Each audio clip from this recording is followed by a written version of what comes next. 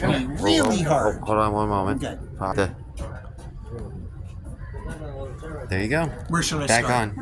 on. Start about 30 seconds back from. Okay, so we had the man and his little girl, and she had not followed us down the hall. He turned around, said, "Come on, honey," and she shot like lightning down the hall. We thought we were looking at something from The Exorcist or The Conjuring. We looked at each other in horror for like 5 or 10 seconds before he finally said, "Did we really see that?" And I said, "I am genuinely afraid that we really did see that."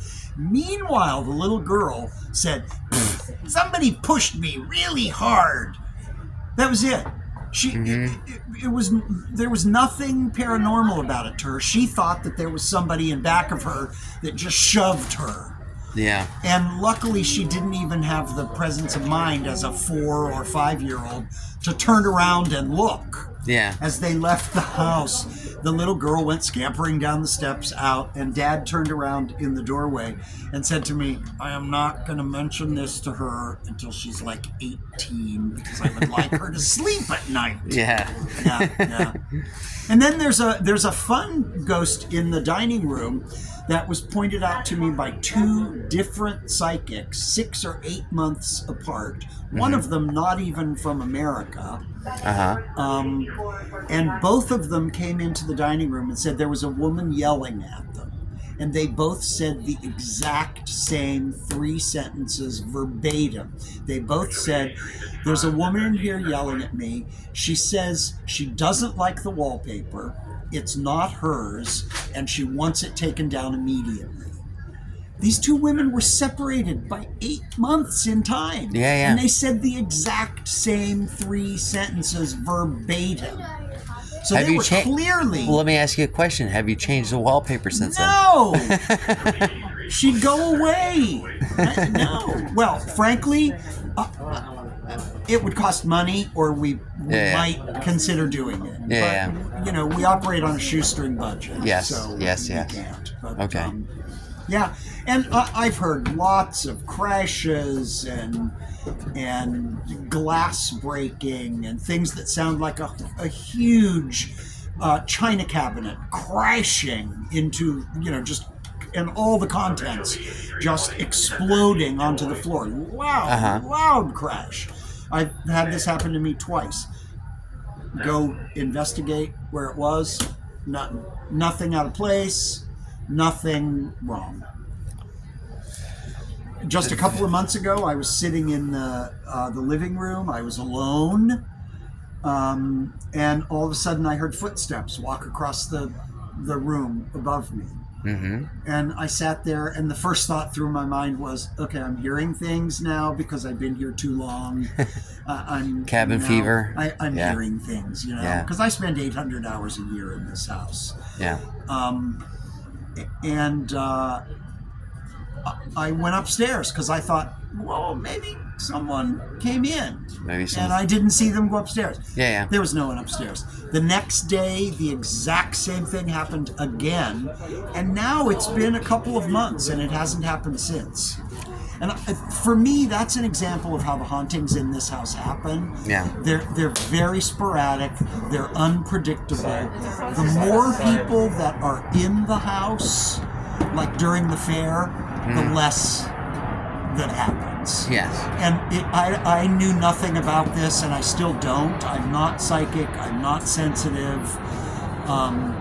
So I don't feel things or see things.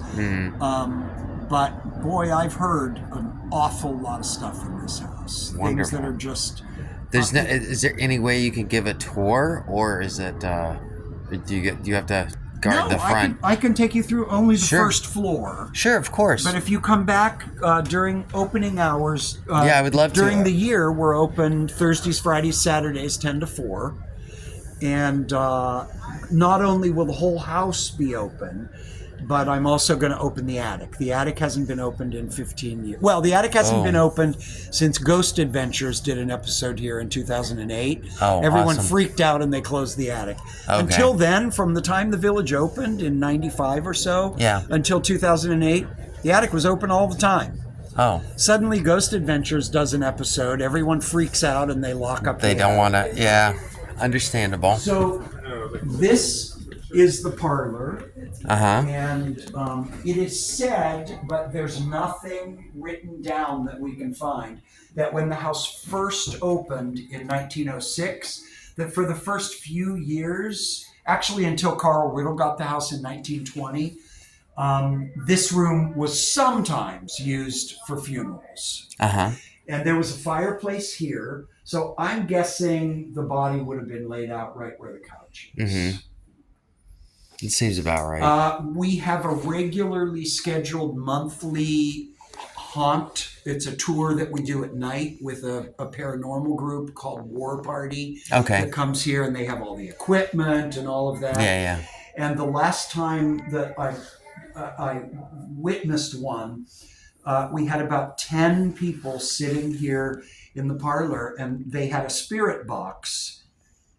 And we were asking questions, and someone said,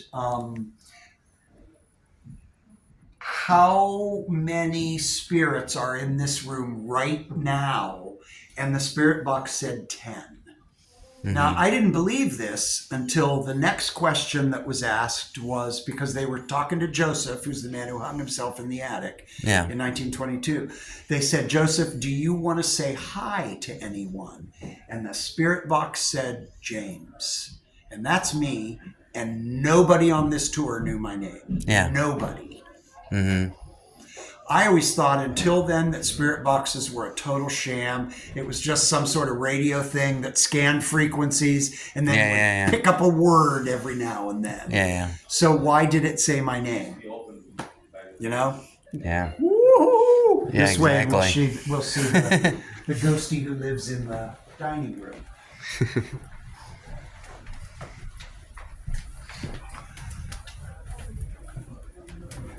Two cool stories about the dining room. One is not paranormal, but when the house was occupied by a gatekeeper in 1931 and 32, his name was Frank Mathis, there was a fireplace on this wall. And he closed off, his son, who was 93 when he came and confirmed the story, said that he sealed off this door so that when you came in the front door, you couldn't even tell that there was a room here. Mm-hmm. He used the fireplace, built a still in this room, and sold the moonshine. I locked it out of the window under the stairs, and you can see that window outside on the porch. Okay. On the side of the porch. Now, in this room, there's a spirit named Mary. I told you the story of the two women who said she hates the wallpaper. She says it's not hers and she wants it taken down immediately. This is the wallpaper in question. And most people who come into this room agree that it is kind of awful.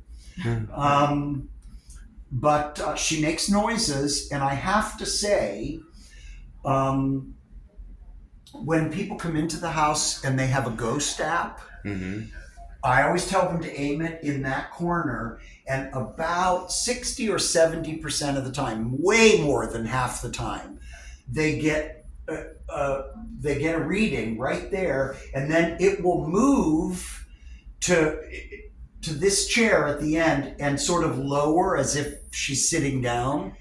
So I've unofficially named this chair Mary's chair.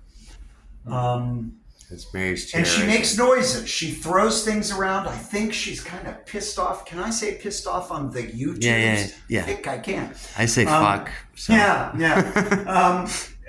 I think it's Mary in her own little spirit world, just really pissed off that the wallpaper has not come down. And she's throwing things around because we often hear loud noises emanating from between here and the kitchen.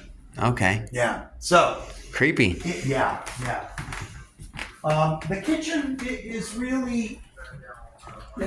not much really happens in the kitchen. We're told by these two psychics who also identified the wallpaper, and Mary, who hates it. One of them told me that she she stands in that corner, and when people come through into the dining room and then through the butler's pantry and into the kitchen, she follows them to make sure they're not up to no good, and then goes back to her place and stands there. Yeah. So it keeps an eye on them. Yeah. So to speak. Sort of keeps an eye on them. Yeah. Exactly. Absolutely. Interesting. Yeah. Can you tell me anything about the historical, like the oven over here? Well, the oven is a 1935 electric Westinghouse. It does not work.